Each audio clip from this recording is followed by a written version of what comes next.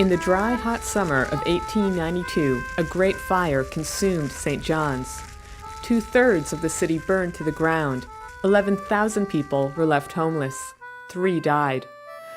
It all began in a small barn at the corner of Freshwater and Pennywell Roads. At about 5 o'clock in the afternoon of July 8th, a pile of hay caught fire. The only person inside the barn was a farm servant named Patrick Fitzpatrick. Most people believed that he started the fire by accidentally dropping a match or pipe. Fitzpatrick denied this. Whatever its cause, the fire spread quickly. Weeks of hot, dry weather had turned the wooden houses that lined the streets into tinder boxes. A strong wind carried the flames from one parched rooftop to the next. But the weather wasn't the only problem. A large water tank stood just meters from the barn, but it was almost empty. Firefighters had drained it in a recent practice drill. No one had refilled it. The city didn't have any water either. Earlier that morning, Councillor Thomas Mitchell had ordered the water supply shut off to install new pipes. In the middle of a heat wave and with forest fires a growing concern, St. John's was dry.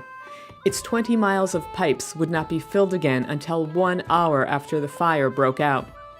In that time, the flames grew out of control. They tore through rows of wooden houses and ate their way east and south. They soon reached the most densely populated parts of St. John's. When I saw that it had burst into Water Street and was sending out great flakes of fire and tornadoes of fiery particles while a solid mass of fire steadily advanced, I knew then that the city was doomed.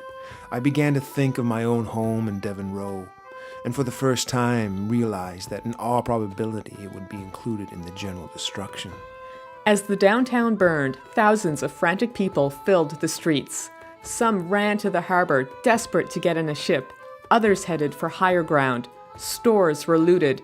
Families stashed their valuables in the stone and brick buildings that they thought would survive the fire. But these also burned. Cathedrals were gutted, so were banks, merchant firms, and government buildings. Consternation now seized the populace. They saw with terror that the stone edifices were no more able to resist the attacks of the fire than the flimsiest wooden structures. All the arteries which led from the water to the higher portions of the town were crowded with the terrorized mob, and the screams and cries of the women mingled with the wailing of children, the shouts intensified by the masses of livid fire and the glare of the burning buildings. 3 women died in the fire, trapped in a house on Victoria Street. Most people made it to safe ground. They camped out at Bannerman Park and the few other patches of land outside the fire's reach. Night fell, but the flames raged on. The fire burned until daybreak. When the sun rose on July 9th, St. John's was in ruins. The next morning I took a walk around the awful scene of devastation. It was heartrending. Nothing visible for a mile from Devon Row but chimneys and fallen tottering walls. The thick smoke from the smoldering ruins still filled the air. It made the heart ache to see the groups of men, women, and children with weary, bloodshot eyes and smoke-begrimed faces, standing over their scraps of furniture and clothing, some of them asleep on the ground from utter exhaustion. In a city of 30,000 people, 11,000 were now homeless. The government had to act fast. Temporary shelters were thrown up as quickly as possible. Tents sprang up at Kitty Vitty and wooden sheds at Bannerman Park. People camped out in schools, and they flocked to the buildings where food and clothing were distributed daily. News of the disaster spread quickly. The steamship Blake arrived from Halifax with food, tents, and other provisions. More ships followed. Cash donations also poured in from across North America and Britain. They eventually totaled more than $350,000. Much of this paid for the lumber, glass, nails, and other construction materials that would help St. John's rebuild. 400 new homes were underway by September. 1,000 more soon followed.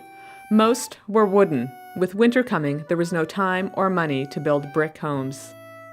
It was a different story for the downtown core. Only stone or brick structures were allowed on Water Street and on much of Duckworth and George Streets. The overall layout of St. John's remained largely the same as before the fire.